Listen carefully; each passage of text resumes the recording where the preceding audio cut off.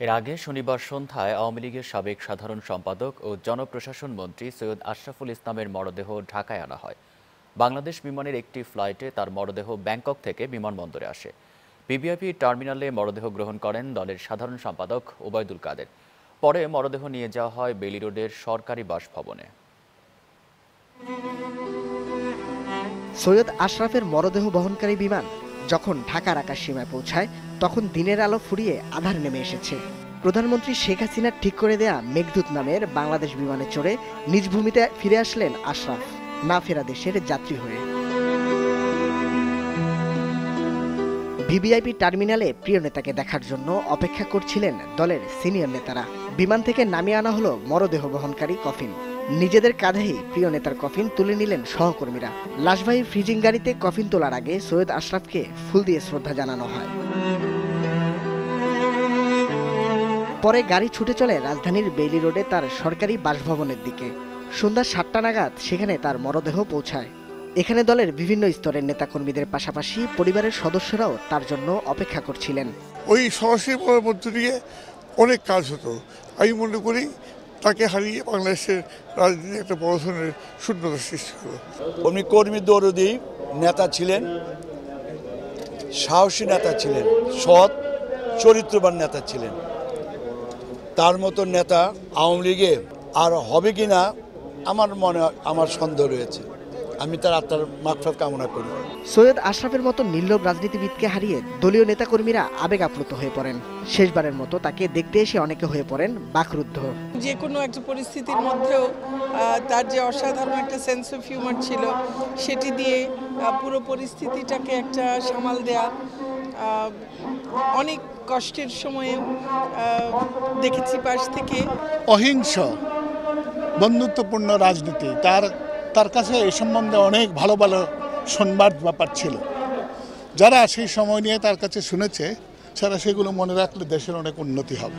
রোববার সকালে জাতীয় সংসদ ভবনের দক্ষিণ প্লাজায় প্রথম জানাজার পর সৈয়দ আশরাফকে নিয়ে যাওয়া হবে জন্মস্থান কিশোরগঞ্জ ও ময়মনসিংহে। সেখানে দুদফা জানাজা শেষে তাকে ঢাকায় ফিরিয়ে এনে রাজধানীর বনানীতে দাফন করার কথা আছে। নাহিদ কামাল, নিউজ 9, ঢাকা। সংসদ সদস্য হিসাবে শপথ নিয়েছেন জাতীয় পার্টির চেয়ারম্যান হুসেইন মোহাম্মদ এরশাদ। রোববার বেলা 12টায় জাপা চেয়ারম্যানকে স্পিকার শিরীন শারমিন চৌধুরী সংসদ ভবনের নিজস্ব দপ্তরে শপথ পড়ান। অসুস্থতার কারণে গত বৃহস্পতিবার সংসদ সদস্যদের সঙ্গে শপথ নিতে পারেননি এরশাদ। গতকাল নিয়মিত স্বাস্থ্য পরীক্ষা করতে সিএমএইচে যাওয়ার পর সেখানে তাকে ভর্তি করা হয়। আজ সকালে তিনি হুইল চেয়ারে করে সিএমএইচ থেকে সরাসরি সংসদে যান। রংপুর 3 আসন থেকে নির্বাচিত হন তিনি। তবে অসুস্থতার জন্য ভোটের আগে নির্বাচনী এলাকাতেও যাননি তিনি। গত 30 ডিসেম্বরে অনুষ্ঠিত একাদশ সংসদ নির্বাচনে 298 আসনের মধ্যে আওয়ামী লীগ নেতৃত্বাধীন মহাজোট 288 আসনে বিজয়ী হয়ে নিরঙ্কুশ সংখ্যাগরিষ্ঠতা অর্জন করে। এর মধ্যে দশম সংসদে সরকারে থাকা বিরোধী দল জাতীয় পার্টি জয় পায় 22 আসনে। এদিকে দলের মহাসচিব মশিউর রহমান রাঙা বলেছেন, এবার প্রকৃত বিরোধী দলের ভূমিকা পালন করবে তার দল। মহাজোটের সঙ্গে আলোচনা করেই মন্ত্রিসভায় না থাকার সিদ্ধান্ত নেওয়া হয়েছে বলেও জানান তিনি। একাদশ জাতীয় সংসদ নির্বাচনে নির্বাচিত সংসদ সদস্যদের মধ্যে 80.87% প্রার্থী কোটিপতি বলে তথ্য প্রকাশ করেছে সুশাসনের জন্য নাগরিক সুজন। 13.42% প্রার্থী ঋণ গ্রহীতা, আয়কর প্রদানকারীর হার 63%, আর 7% প্রার্থীর বিরুদ্ধে মামলা রয়েছে বলেও জানানো হয় সংবাদ সম্মেলনে। তবে 80.87% প্রার্থী শিক্ষাগত যোগ্যতা স্নাতক বা স্নাতকোত্তর। এদিকে নির্বাচনের সময় যেসব অভিযোগ উঠেছে সেগুলো তদন্ত করতে কমিশনের প্রতি আহ্বান জানান বদিউল আলম মজুমদার।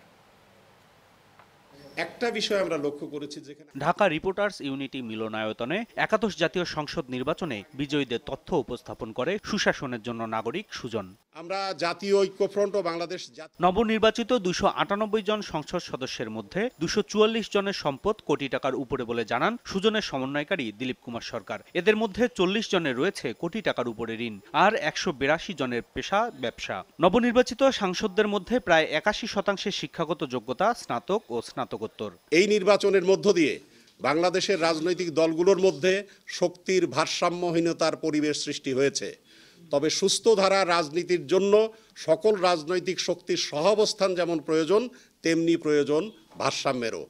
বাংলাদেশের নাগরিক সমাজ তথা নাগরিক সংগঠনগুলোর এই মুহূর্তে উচিত বাংলাদেশের রাজনৈতিক ব্যবস্থার সীমাবদ্ধতাগুলো চিহ্নিত করা এবং একটি রাজনৈতিক সংস্কার প্রস্তাব প্রণয়ন করে রাজনৈতিক দলসমূহের সাথে সংলাপ শুরু করা। ব্যবসায়ী এবং ঋণ গ্রহীতারা নির্বাচিত হওয়াকে রাজনীতির জন্য অশনি সংকেত বলে মনে করেন সুজনের সম্পাদক বদিউল আলম মজুমদার। অশনি সংকেত হলো অধিক ব্যবসায়ী নির্বাচিত হয়েছেন, অধিক ধনাঢ্য ব্যক্তিরা নির্বাচিত হয়েছেন, এবং অর্থাৎ ধনাঢ্যদের ব্যক্তি এবং অধিক ঋণ গ্রহীতারা নির্বাচিত হয়েছেন, অর্থাৎ ধনাঢ্য ব্যক্তিরা, তারপরে ব্যবসায়ীরা, এদের করায়ত্ত হয়ে গিয়েছে আমাদের রাজনীতি। তো এটা আমাদের এই যে জনগণের নাগরিকদের ভোটাধিকার থাকলেও কিন্তু তাদের প্রতিনিধি হওয়ার সুযোগ দিনে দিনে সংকুচিত হচ্ছে। তিনি অভিযোগ করেন নির্বাচনের সময় বা আগে পরে হামলা, সহিংসতার ক্ষেত্রে নিশ্চুপ ছিল নির্বাচন কমিশন। দাবি করেন অভিযোগের তদন্ত করার। অনিয়ম, এই যে হলফনামায় তথ্য না দেওয়া কিংবা অযোগ্য ব্যক্তিদের নির্বাচনে প্রতিদ্বন্দ্বিতা করা, নির্বাচন কমিশন ছিল সম্পূর্ণ নির্বিকার, এবং আরও যেগুলো হামলা হয়েছে, তারপরে সহিংসতা হয়েছে এইসব ক্ষেত্রে, এবং নির্বাচন কমিশনের নির্লিপ্ততা কোনোভাবেই গ্রহণযোগ্য নয়। তো আমরা আশা করব যে এই সকল অভিযোগ উঠেছে নির্বাচন কমিশনের দায়িত্ব এ ব্যাপারে তদন্ত করা, এবং নির্বাচন কমিশনের সেই ক্ষমতাও আছে। এছাড়া অনেক প্রার্থী হলফনামা ঠিকমতো পূরণ করেনি বলেও অভিযোগ করা হয় সুজনের সংবাদ সম্মেলনে। আর একজন তো বেচারা বলতে গিয়ে জেলেই চলে। অয়নজ্যোতি, নিউজ 9, ঢাকা। নোয়াখালীর সুবর্ণচরে গণধর্ষণ মামলায় 7 আসামির বিরুদ্ধে 5 দিন করে রিমান্ড মঞ্জুর করেছে আদালত। দুপুরে জেলা জুডিশিয়াল ম্যাজিস্ট্রেট নবনীতা গুহের 2 নম্বর আমলি আদালত এই আদেশ দেন। পুলিশ জিজ্ঞাসাবাদের জন্য আসামিদের 7 দিনের রিমান্ড আবেদন করে। শুনানি শেষে আদালত 5 দিনের রিমান্ড মঞ্জুর করে। আলোচিত এই মামলায় এখন পর্যন্ত 9 আসামির মধ্যে এজাহারভুক্ত 5 আসামি এবং তদন্তে উঠে আসা আরও 3 জন সহ মোট 8 জনকে গ্রেপ্তার করা হয়েছে।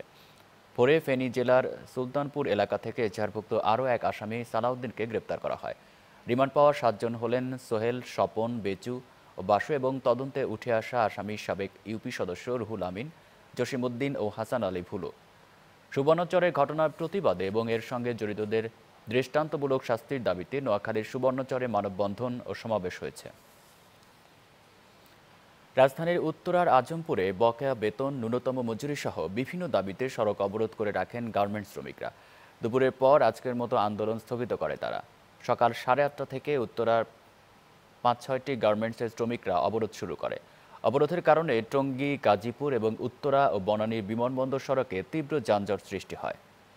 শ্রমিকরা বলেছেন, অবিলম্বে তাদের বকেয়া বেতন না দিলে এই আন্দোলন চালিয়ে যাবেন তারা। আবদুল্লাপুর থেকে শুরু করে হাউস বিল্ডিং, উত্তরার আজমপুর থেকে বিমানবন্দর পর্যন্ত সড়ক অবরোধ করে দফায় দফায় মিছিল করেন গার্মেন্টস শ্রমিকরা। তাদের দাবি, সরকার তাদের বেতন বৃদ্ধি করেছে, কিন্তু মালিকরা সেই অনুযায়ী বেতন দিচ্ছেন না। পুলিশ জানিয়েছে, মালিক ও শ্রমিক উভয় পক্ষের সাথে কথা বলে সমস্যার সমাধানের চেষ্টা করা হচ্ছে। দুপুরের পর আজকের মতো আন্দোলন স্থগিত করেন শ্রমিকরা। কুষ্টিয়ার আবদালপুরে আধিপত্য নিয়ে আওয়ামী লীগের দুর্গ্রুপের সংঘর্ষে মঈনুদ্দিন বিশ্বাস নামে এক আওয়ামী লীগ কর্মী নিহত হয়েছেন। আহত হয়েছেন আরও 5 জন। পুলিশ ও স্থানীয়রা জানিয়েছে, দীর্ঘদিন ধরে আবদালপুর ইউনিয়ন পরিষদের বর্তমান চেয়ারম্যান স্বপন ও ইউনিয়ন আওয়ামী লীগ সাধারণ সম্পাদক গোলাম মোস্তফার মধ্যে বিরোধ ছিল। এর জের ধরে ভোরে চেয়ারম্যানের বাড়িতে গোলাম মোস্তফার কর্মী সমর্থকেরা দেশীয় অস্ত্র নিয়ে হামলা চালায়। এ সময় চেয়ারম্যান স্বপনের সমর্থক মঈনুদ্দিন বিশ্বাসকে কুপিয়ে গুরুতর জখম করা হয়। পরে আশঙ্কাজনক অবস্থায় কুষ্টিয়া জেনারেল হাসপাতালে নেওয়া হলে কর্তব্যরত চিকিৎসক তাকে মৃত ঘোষণা করে। এ সময় আহত হয়েছেন আরও 5 জন। পরিস্থিতি স্বাভাবিক করতে এলাকায় অতিরিক্ত পুলিশ মোতায়েন করা হয়েছে। ঘনা নদীতে যাত্রীবাহী একটি লঞ্চকে আরেকটি লঞ্চ ধাক্কা দিলে এক যাত্রী নিহত হয়েছেন। আহত হয়েছেন কমপক্ষে 5 জন। শনিবার দিবাগত রাত 1:30টার দিকে বরিশালের মেহেন্দিগঞ্জ উপজেলার কালীগঞ্জ সংলগ্ন মেঘনা নদীতে এই দুর্ঘটনা ঘটে। নিহত ব্যক্তির নাম সাকিব পালোয়ান, তার বাড়ি মেহেন্দিগঞ্জ উপজেলার শ্রীপুর ইউনিয়নে। প্রত্যক্ষদর্শীরা জানিয়েছেন, রাত 9টার দিকে যাত্রী নিয়ে বরিশাল নদী বন্দর থেকে অ্যাডভেঞ্চার 9 লঞ্চটি ঢাকার উদ্দেশ্যে ছেড়ে যায়। লঞ্চটি মেহেন্দিগঞ্জ উপজেলার কালীগঞ্জ সংলগ্ন মেঘনা নদী পাড়ি দেওয়ার সময় সেখানে ডুবোচরের কারণে নোঙর করে।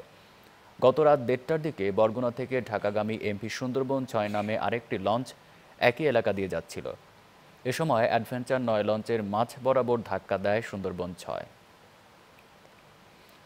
দিন দিন সরিষা চাষের দিকে ঝুঁকছেন জয়পুরহাটের কৃষকরা। এই মৌসুমে জেলার 11,315 হেক্টর জমিতে সরিষা আবাদ করা হয়েছে। আবহাওয়া অনুকূলে থাকায় সরিষা চাষে লাভ হবে বলে মনে করেন জেলার কৃষকরা।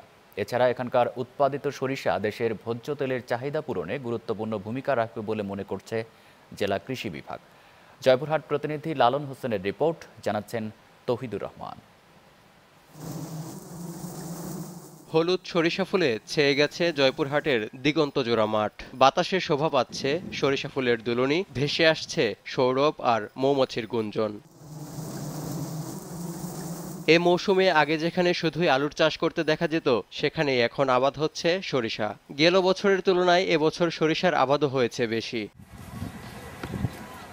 কম খরচে অধিক লাভবান হওয়ায় দিন দিন সরিষা চাষের দিকে ঝুঁকছেন জয়পুরহাটের চাষিরা। চলতি বছর আবহাওয়া অনুকূলে থাকলে সরিষা চাষে বেশ লাভবান হবেন বলে আশা তাদের। লেবার খরচ কম, কিন্তু হলো প্রফিট বেশি, সেই জন্য সরিষার প্রতি মানুষের ঝোঁক আছে। আলুর যে পরিমাণ ঔষধ ব্যবহার করি, সার দেই, তারপরে সেচতে হয়, তার চাইতে সরিষাতে মনে করেন যে অনেক ভালো আছে। সার কম লাগে, কীটনাশকের ব্যবহার অত্যন্ত কম হয়, ফলন অত্যন্ত বেশি হয়। এদিকে জেলার উৎপাদিত সরিষা দেশের ভোজ্য তেলের চাহিদা পূরণে ভূমিকা রাখবে বলে মনে করেন জেলার কৃষি কর্মকর্তা। সরিষা চাষে কৃষকদের দিচ্ছেন নানা পরামর্শ। আমরা আশা করতেছি যে প্রায় 14,500 থেকে 15,000 মেট্রিক টন সরিষা উৎপাদন হবে। সুতরাং কৃষকরা, আমাদের যে কৃষি উৎপাদনটা বেশি বৃদ্ধি পাবে, কৃষকগণ লাভবান হবে এবং তেলের চাহিদা মেটাতে একটা গুরুত্বপূর্ণ অবদান রাখে। চলতি মৌসুমে জেলার 11,315 হেক্টর জমিতে সরিষার আবাদ করা হয়েছে, যা লক্ষ্যমাত্রার চেয়ে 190 হেক্টর বেশি। তৌহিদুর রহমান, নিউজ 9, ঢাকা। নতুন বছর আসছে, নতুন সরকার, ইতিবাচক ধারায় চলছে পুঁজিবাজার। গেল সপ্তাহে মূল্যসূচকের উত্থানের সাথে সাথে বেড়েছে লেনদেনের পরিমাণ। স্থবিরতা কাটিয়ে ক্ষুদ্র বিনিয়োগকারীদের মাঝে আশা জাগাচ্ছে পুঁজিবাজার। বিশ্লেষকরা বলছেন, কারসাজির বিরুদ্ধে নিয়ন্ত্রক সংস্থা কঠোর অবস্থান না নিলে বাজারকে ইতিবাচক ধারায় রাখা কঠিন হবে। বিস্তারিত সাদাত রহমতুল্লাহর রিপোর্টে। 2018 সাল শেয়ার বাজারে বিনিয়োগকারীদের জন্য তেমন সুখকর বছর ছিল না। সদ্য বিদায়ী বছরের সূচক, লেনদেন, বিদেশি বিনিয়োগ, বাজার মূলধন সহ গুরুত্বপূর্ণ সব সূচকেই পতন হয়েছে। ভালো প্রতিষ্ঠানের তালিকাভুক্তি না থাকার বিপরীতে ছিল দুর্বল ভিত্তির শেয়ারের অস্বাভাবিক মূল্য বৃদ্ধি। বিদায়ী বছরে দেশের প্রধান পুঁজিবাজার ঢাকা স্টক এক্সচেঞ্জের সার্বিক সূচক DCX প্রায় 859 পয়েন্ট বা 14% কমেছে। বছর শেষে এটি 5,204 পয়েন্টে নেমে আসে। তবে গেল বছরই কৌশলগত বিনিয়োগকারী হিসেবে আন্তর্জাতিক 2 স্টক এক্সচেঞ্জকে পেয়েছে ডিএসসি। বিশ্লেষকরা মনে করেন, কারসাজি বন্ধ করাই হবে নতুন বছরের প্রধান কাজ। 2018-তে যে আমরা একটা ডিপ্রেসড মার্কেট দেখেছি বা বিয়ারিশ মার্কেট দেখেছি, হয়তো নির্বাচন সংক্রান্ত অনিশ্চয়তা হয়তো এর একটা কারণ থাকতে পারে। বিশেষ করে শেষের দিকে ছোট ছোট কোম্পানি নিয়ে নাড়াচাড়া খুব বেশি হয়েছে। কারসাজি বলেন বা ম্যানিপুলেশন হন, একেবারে একটা যে কোনো লোকই বুঝতে পারছে এসব নিয়ে খেলাধুলা হচ্ছে। এই জিনিসটা মাস্ট বি স্টপড। একাদশ জাতীয় সংসদ নির্বাচনের পর নতুন বছরের শুরুতেই আশা জাগাচ্ছে পুঁজিবাজার। বিশ্লেষকরা মনে করছেন, ভালো মূলধন সম্পন্ন প্রতিষ্ঠানের শেয়ার বাজারে ছাড়ার মধ্য দিয়ে চলতি বছর সব সংকট কাটিয়ে নতুন মাত্রা পাবে দেশের পুঁজিবাজার। এখন অনেক শেয়ার আছে, কিন্তু বাজারে কিন্তু আসলে 40-50টা কোম্পানির বেশি কোম্পানি ইনভেস্ট করার মতো নাই। যারা দেখে শুনে ইনভেস্ট করে, যারা লং টার্মে ইনভেস্ট করে, এদের জন্য কিন্তু সীমিত সুযোগ। সামান্য কয়েকটা কোম্পানি আছে যেখানে ইনভেস্ট করতে পারে। তো এই জিনিসগুলোর দিকে নজর দিতে হবে। বাজার সার্ভিলেন্স আরও অনেক উন্নত হতে হবে। এছাড়া পুঁজিবাজারে নতুন বিনিয়োগকারী ও ক্ষুদ্র বিনিয়োগকারীদের আস্থা যোগাতে কাজ করার পরামর্শ সংশ্লিষ্টদের। এটা কন্টিনিউ করুক, আরও ভালো হোক, এটাই আমার আশা। সাদাত রহমতুল্লাহ, নিউজ 9, ঢাকা।